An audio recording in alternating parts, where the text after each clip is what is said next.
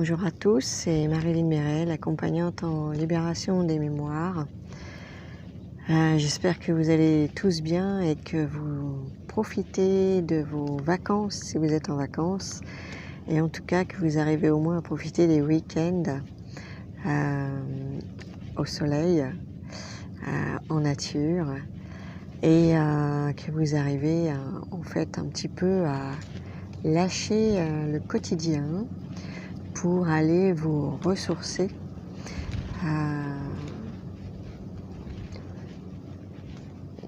en nature. Ouais, en nature, c'est vraiment le meilleur endroit où on puisse être actuellement parce que les énergies, elles sont comme d'habitude très puissantes. Je dirais que c'est juste la continuité de ce qu'on connaît déjà en fait.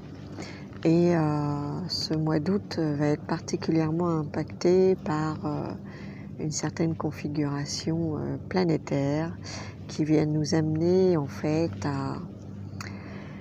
à descendre encore plus loin en profondeur pour pouvoir faire un gros nettoyage karmique et transgénérationnel à partir du mois d'août et ce sera renforcé tout l'automne en fait avec l'énergie du scorpion qui est intraitable à ce niveau-là car c'est vraiment l'énergie idéale pour aller dégommer tout ce qui n'a plus lieu d'être en fait.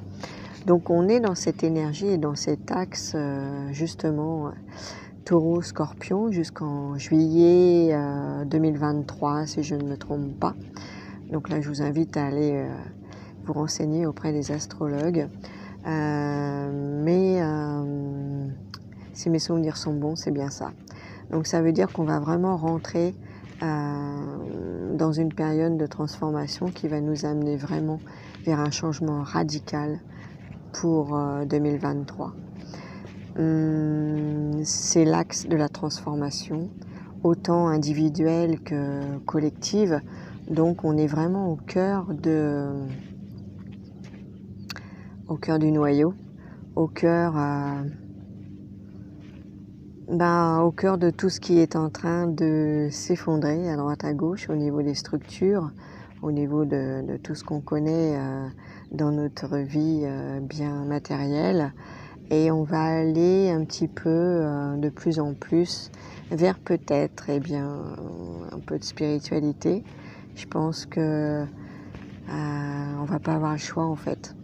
Les événements vont être tels que de plus en plus, on va aller vers cet appel à la spiritualité parce qu'il n'y a que, je ne sais pas si vous entendez l'oiseau qui est juste au-dessus là.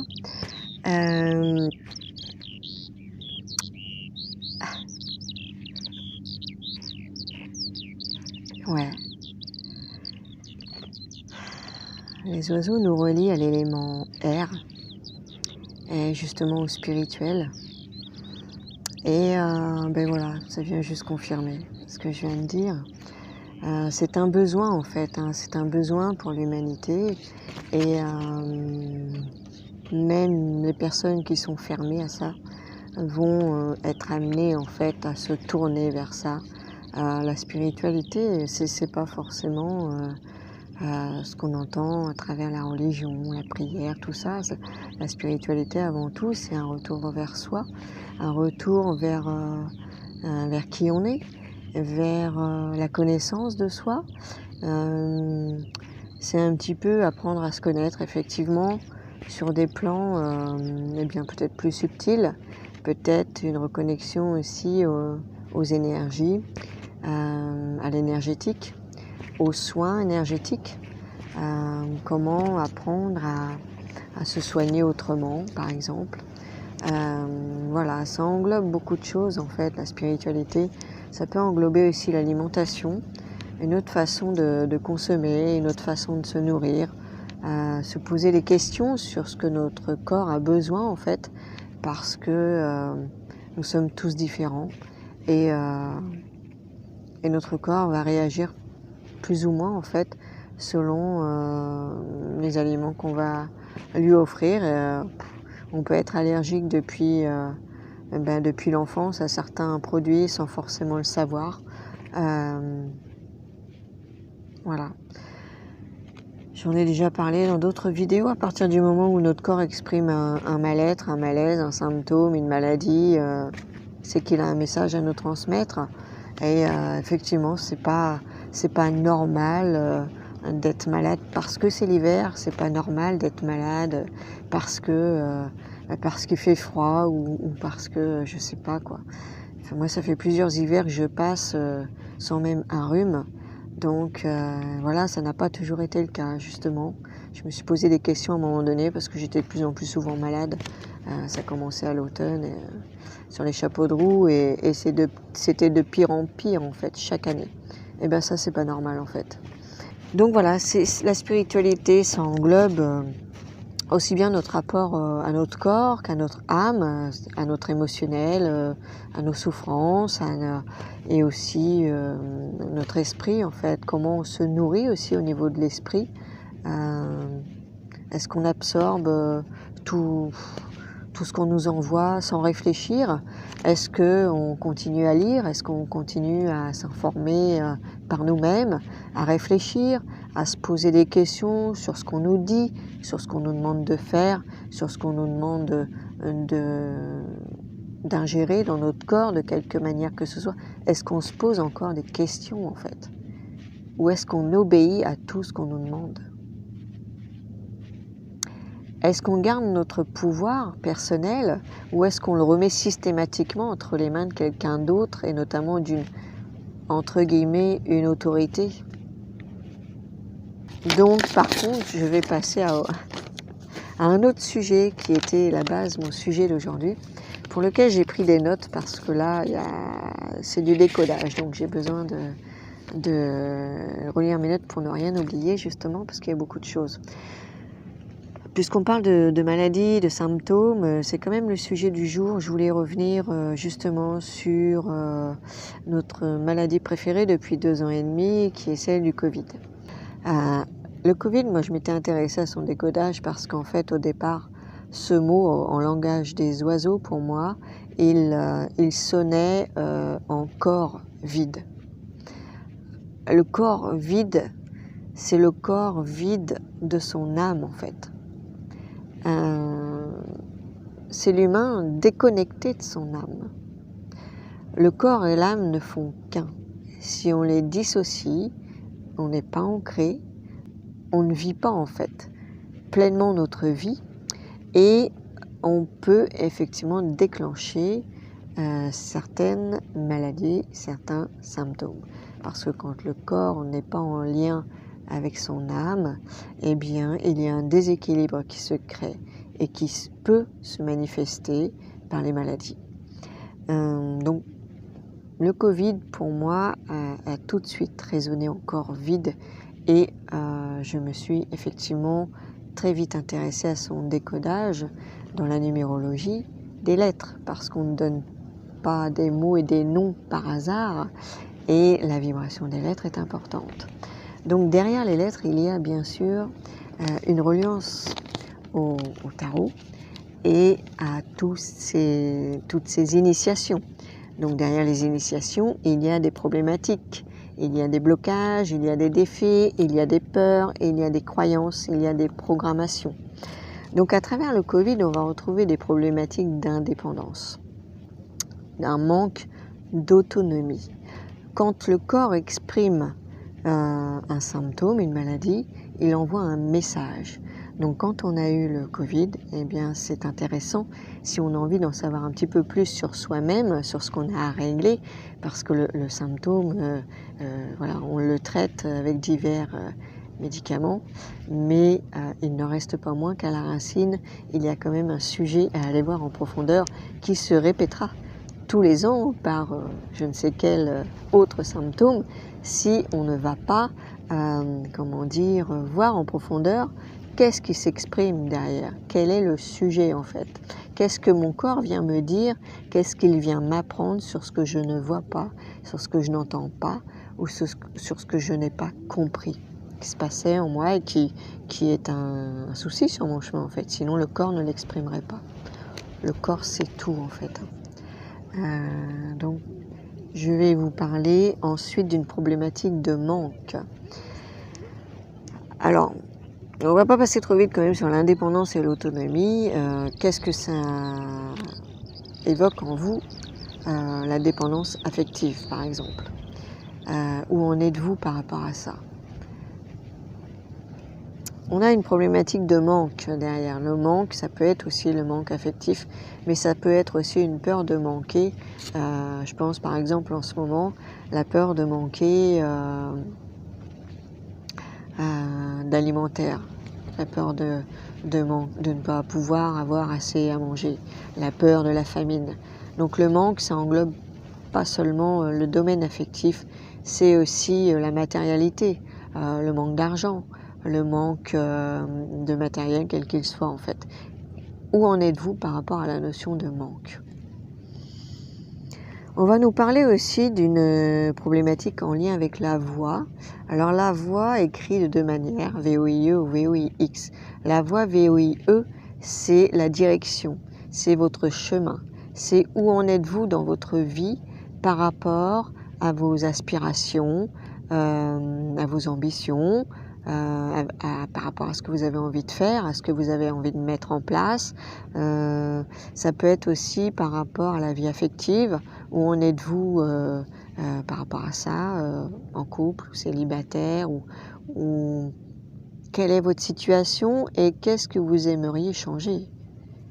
Y a-t-il quelque chose à changer? Ensuite, la voix VOX, eh bien, ça va nous parler de communication. Comment je communique avec mon entourage?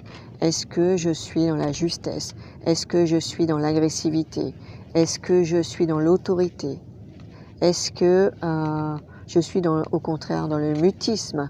Est-ce que j'exprime en fait ce que j'ai à exprimer? Est-ce que j'exprime mes émotions? Est-ce que j'exprime mes sentiments? Est-ce que j'exprime mes besoins?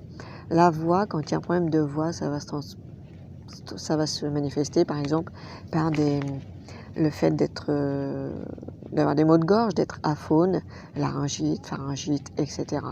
La voix, donc c'est globalement le chemin, votre chemin, où en êtes-vous aussi effectivement sur la voie que vous avez empruntée?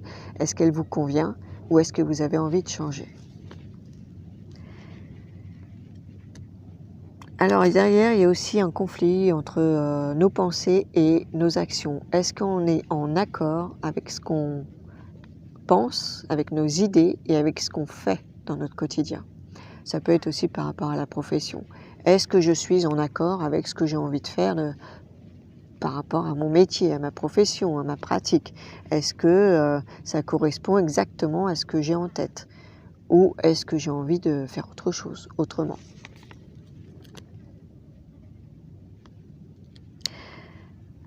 Je reviens sur la communication parce que on peut s'en apercevoir. Hein. D'ailleurs, depuis 2 ans, on est là sur une problématique quand même de communication dans l'autoritarisme.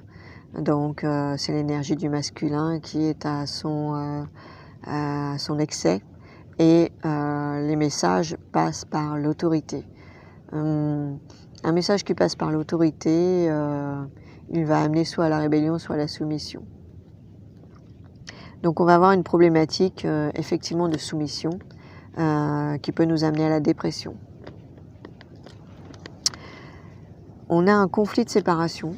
Donc ça on l'a bien, je pense qu'on l'a bien manifesté, on l'a bien vécu dans la matière, puisque depuis 2 ans ça n'a été que mesure pour séparer les uns les autres. La dualité aussi, la division, donc ça en fait partie. Et nous, on en est où par rapport à ça? On en est où dans notre propre dualité? On en est où nous-mêmes, à l'intérieur de nous, dans nos conflits intérieurs entre notre masculin et notre féminin, notre énergie intuitive et nos actions? Est-ce que on garde tout en tête ou est-ce qu'on met nos projets dans la matière? Est-ce qu'on passe à l'action? Est-ce que nos deux énergies travaillent ensemble en coopération ou sont-elles en opposition et en confrontation? Ensuite, on va avoir une problématique de dévalorisation de soi qui va être renforcée justement par un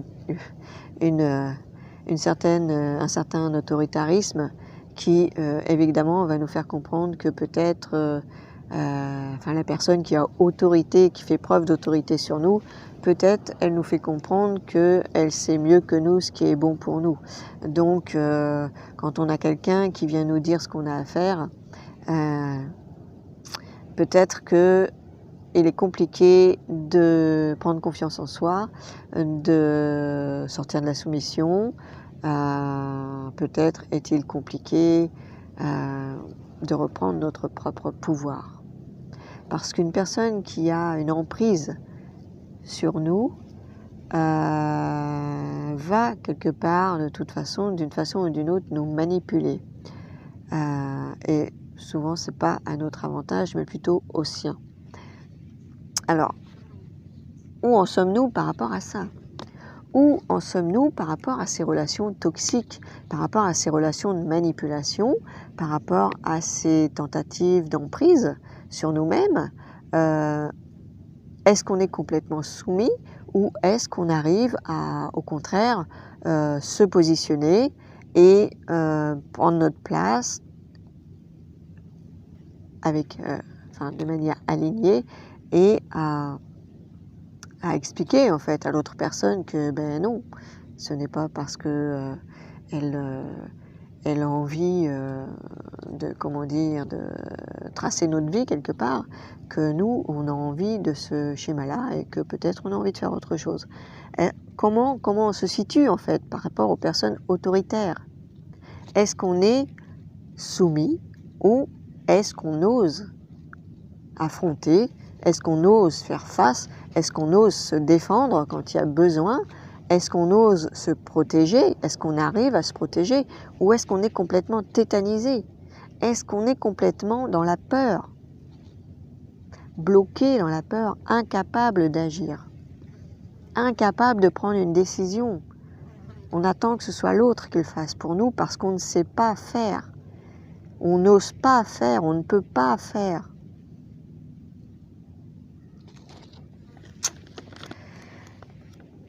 Ensuite, on va avoir une problématique d'addiction. Alors l'addiction, elle va nous ramener à la dépendance affective, mais ça peut être aussi l'addiction au tabac, à l'alcool, au sucre, à l'alimentation, au jeu.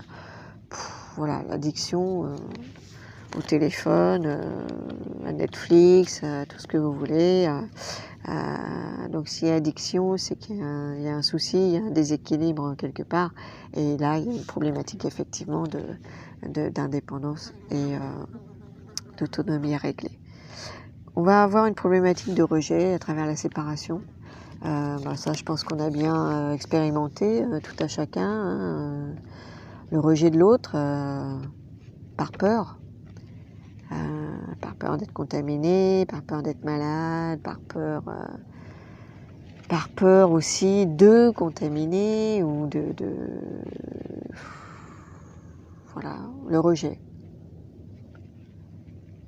Où en sommes-nous par rapport à la blessure de rejet?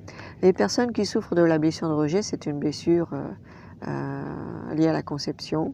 Ce sont des personnes, quand vous subissez le rejet, ce sont des personnes qui bien souvent n'ont pas été désirées par les parents, au moins l'un des deux, ou qui n'ont pas été attendues dans le genre où elles sont arrivées. On attendait un garçon et c'est une fille, par exemple. Donc la déception pour les parents peut être effectivement grande parfois. Et le bébé, tout petit soit-il, depuis qu'il est une cellule vivante, en fait, il a tout enregistré. Donc le rejet, il l'a enregistré depuis la conception. Donc, si on porte la blessure du rejet, eh bien, il est fort possible que depuis 2 ans, on ait subi le rejet. Et je pense notamment à toutes les personnes qui ont été évincées de leur travail parce qu'elles n'ont pas répondu favorablement à l'injonction qui était faite par rapport à vous savez de quoi je parle. Il paraît qu'il faut encore éviter certains mots pour pas être censuré, ce serait dommage que ma vidéo soit supprimée pour 2 mots ou 3 mots. Donc, on ne va pas jouer avec le feu, n'est-ce pas, puisque c'est tendance en ce moment. On va éviter, nous avons des conflits d'opposition et de résistance. Bien sûr, des conflits d'opposition et de résistance à chaque fois que une autorité essaye de prendre le pouvoir à notre place, en fait. Donc, les conflits d'opposition et de résistance, hein, c'est souvent en lien avec le père, en lien avec le masculin, en lien avec cette énergie de patriarcat, et ça se manifeste quand on est porteur de ce conflit par le diabète. Donc le diabète, il a aussi explosé hein, depuis 2 ans, c'est pas une surprise, rien n'arrive par hasard non plus. Le diabète a explosé, tout comme l'hypertension, hein, depuis quelques mois. Ensuite, on va avoir une peur de mourir. Bon, ça, je pense qu'il n'y a pas de besoin d'explication. Tout le monde sait. C'est notre peur archaïque, hein, c'est notre principale peur, et je pense que beaucoup de choses viennent de là, en fait. Hein, la peur de mourir, tout simplement. À un moment donné, il faut quand même accepter qu'on n'est que de passage, et que sur cette terre, nous sommes tous amenés à mourir d'une façon ou d'une autre. Hein, donc, que ce soit de maladie, un accident, parce que peu meurent de mort naturelle. Aujourd'hui, dans notre société si bien organisée et tellement en lien avec le vivant, et avec les humains sont tellement en lien avec leur âme que même la notion de passage de la mort, tout ce qui est rituel en fait pour accompagner les défunts déjà avant la mort, mais en soins palliatifs déjà, et ensuite accompagner effectivement les défunts au moment de leur mort. Tous ces rituels-là ont été bafoués depuis 2 ans et demi. Je ne vais pas revenir là-dessus, mais ce qui s'est passé, c'est juste lamentable en fait. C'est juste lamentable. La façon dont on a traité les mourants et la façon dont on a bâclé les cérémonies, la façon dont on a laissé les personnes partir seules, la façon dont on a séparé les familles. Dans ce moment crucial, une âme qui ne part pas en paix va engrammer ce traumatisme dans ses mémoires. Et quand elle revient s'incarner, elle revient avec ce traumatisme à gérer. Oui, je pense que depuis 2 ans et demi, on a pas mal accumulé de karma. Il est temps qu'on s'en libère en fait de ce karma, si on veut passer à autre chose à un moment donné. Si on veut vivre autre chose que ce qu'on vit en ce moment, il va peut-être falloir arrêter de répéter des erreurs. Alors, ça va pas se faire demain. Hein. Un millénaire peut-être. Mais bon, le chemin continue, on reviendra. Hein, si on n'a pas fini, on reviendra. Ensuite, on va avoir une problématique d'acceptation de l'incarnation. La peur de mourir, c'est aussi la peur de vivre. C'est relié, l'une ne va pas sans l'autre en fait. Donc c'est la peur d'exister, c'est la peur d'oser être qui on est, c'est la peur d'être soi-même, voilà, on n'ose pas parce que le qu'en dira-t-on, le jugement des autres, le regard des autres, que va dire ma famille, je me sens tellement différent d'eux. Ouais, là il est temps en fait. Il est temps, c'est même l'année en fait, hein, pour sortir du placard, parce que le 22 c'est le fou. Donc le fou il sort lui des étiquettes, il sort des limites et il s'en fiche en fait du regard des autres. Qu'est-ce qu'on a à perdre aujourd'hui? On n'a plus grand chose à perdre franchement. Là où on en est là aujourd'hui, qu'est-ce qu'on a à perdre? Rien, absolument rien. Donc soyons fous, tentons tout. Allez, je continue. La peur de l'invisible, la peur du monde invisible, la peur de la folie. C'est l'énergie du 22 à travers la lettre V du Covid qui est en plein milieu du mot. Donc c'est vraiment le pilier central. C'est le pilier de cette année. Le V qu'on va retrouver dans la variole, je ferme la parenthèse, mais on va parler de la variole aussi parce qu'elle est elle est en vibration avec l'énergie de l'année. Donc je pense que d'ici la fin de l'année, ça va Ça va exploser. Il n'y aura pas que les gays qui seront impactés. Ça va être comme le sida. Le sida, on a commencé par les gays, ça s'est étalé à tout le monde. Ça fera pareil avec la variole. Allez, il n'y a pas de raison. Il y a du féminin aussi dans l'énergie de la variole. Donc, il n'y a pas de raison. Ensuite, la difficulté à créer du lien avec le 22, bah ouais, on nous a tellement divisés, séparés et comment dire, apeurés, terrorisés. L'autre est un danger, donc c'est difficile de créer du lien avec les autres quand l'autre est un danger. Nous ne sommes pas dans une situation naturelle à partir du moment où on devient complètement paranoïaque, qu'on est dans la méfiance de l'autre parce qu'on ne sait pas trop... Enfin, c'est insensé, c'est une vraie folie. Ouais, c'est une vraie folie. Donc les gens sont complètement dans le rejet de l'autre, dans la paranoïa de l'autre, dans la méfiance, et ça rend agressif tout ça. Ça rend complètement agressif. Donc on va être de plus en plus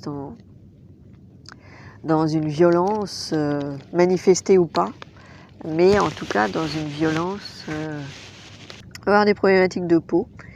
Aussi, parce que qui dit séparation, ben, dit problématique d'eczéma, psoriasis, zona aussi. Ça va se décupler tout ça. Alors, on va avoir une dévalorisation chronique. Ben oui, hein, à force de perdre confiance en soi, on en arrive à la dévalorisation aussi, et qui devient complètement chronique. Donc, à force de remettre notre pouvoir entre les mains des autres aussi, on devient dépendant des autres déjà. Et surtout, plus on fait ça, et moins on a confiance en soi en fait, parce que moins on agit par nous-mêmes, moins on passe à l'action par nous-mêmes, moins on pense par nous-mêmes, et moins on prend confiance en soi. Hein. La confiance en soi, elle vient quand on ose faire les choses, et qu'on s'aperçoit qu'on y arrive en fait surtout. Et c'est à force d'oser et d'arriver à faire les choses que petit à petit on prend de plus en plus confiance en nous, parce qu'on s'aperçoit qu'on est capable de faire des choses qu'on ne s'imaginait même pas en fait. Donc pour prendre confiance en soi, il faut d'abord oser faire les choses. Voilà, c'est la base. Ensuite, des problèmes de direction. Bah oui, les problèmes de direction. Est-ce que le chemin qu'on me demande de prendre, est-ce que finalement c'est le bon pour moi? Est-ce qu'il me convient en fait? Quand on me demande de faire du télétravail, est-ce que je suis à l'aise avec ça? Est-ce que moi je me sens bien en télétravail, ou est-ce que ça me fait déprimer? Voilà, c'est un exemple qui m'est venu en tête, qui n'est pas rare et qui n'est pas anodin. Donc les problèmes de direction, au bout d'un moment, si ce qu'on nous demande de faire va contre notre propre besoin et notre propre volonté, ça se termine en burn-out et en dépression. Au mieux en fatigue extrême. Alors concernant les mémoires, il y a des mémoires de procès d'injustice qui traînent. Certains vont devoir rendre des comptes, je pense. Tout ça, ce sont des mémoires. Hein. Tout ce que j'ai cité depuis le début, ce sont des mémoires en fait que l'on porte. Particulièrement si vous avez été impacté par le Covid. Et là, il y a un arrêt en fait. On nous demande de faire un arrêt sur image et de se poser les bonnes questions. C'est ok, bon, ce sujet-là, effectivement, ça me parle quoi. J'en suis où là-dessus? N'y a-t-il pas quelque chose à aller libérer? N'y a-t-il pas quelque chose à aller mettre en conscience, en lumière? N'y a-t-il pas quelque chose à réajuster dans ma vie? Où est-ce que j'ai besoin de changer quelque chose? Mémoire de situation humiliante liée à des conditions sociales ou professionnelles. Je pense que là, on a vécu le summum hein, dans l'humiliation, l'infantilisation. Je pense pas qu'on puisse faire pire que... j'espère pas, parce que là, on est déjà hors des pâquerettes quand même, dans ce qu'on a vu depuis 2 ans. Côté infantilisation, c'est le pompon là quand même, non? Toutes les maladies peuvent être décodées de cette façon. Je ne dis pas qu'en libérant les mémoires, nous guérissons physiquement, mais pour moi, ça fait partie du chemin de guérison parce que les cellules nous parlent et le corps qui exprime un symptôme, en fait, nous envoie un message pour nous expliquer que dans nos cellules, il y a du ménage à faire, il y a du nettoyage à faire. Notre corps, c'est comme un ordinateur. Hein. Une fois que vous avez rempli la mémoire, ça finit par bugger si vous ne la videz pas régulièrement. Nos cellules fonctionnent comme un ordinateur. Donc, elles sont remplies de mémoire. Elles sont remplies de fichiers, des vieux fichiers qui datent de génération, et qui sont obsolètes et qui nous empêchent en fait de passer à autre chose, qui nous empêchent d'avancer, qui nous retiennent en arrière dans des énergies toxiques, des énergies qui n'ont plus lieu d'être. L'énergie de la peur, elle n'a plus rien à faire là maintenant. Il faut s'en débarrasser en fait. La clé, elle est là. La clé, elle est là. S'il n'y a qu'une seule chose à faire, c'est de se débarrasser, de faire la liste de toutes nos peurs et de se débarrasser de ces mémoires qui sont liées à ces peurs. Quand vous n'avez plus peur, vous n'êtes plus manipulable, vous n'êtes plus influençable, vous récupérez votre cerveau et votre discernement. Dans la peur, le cerveau ne fonctionne plus en fait, il est figé. Donc vous ne pouvez plus prendre de décision. Vous êtes sous contrôle, sous hypnose, sous manipulation. Et vous obéissez en fait à des ordres, tout simplement. Voilà. Donc, si on switche la peur, on switche tout en fait, on fait tout éclater. Voilà, donc si vous avez envie de plus d'informations sur ces sujets, de décodage sur d'autres maladies, n'hésitez pas à m'envoyer un petit mot parce que je pense que je vais aller de plus en plus aussi vers ce sujet de décodage des maladies parce qu'il va y avoir besoin de comprendre certaines choses, de mettre en lumière certaines mémoires, puisque moi c'est mon créneau. Donc tous les décodages m'amènent effectivement à rechercher les mémoires et c'est passionnant. Ça nous apprend beaucoup sur nous, on apprend à se connaître et on apprend surtout à se libérer parce que ça c'est le plus important. Hein. Allez, je vous souhaite un bel été, une belle journée, un beau week-end et puis je vous dis à très bientôt. Ciao, ciao.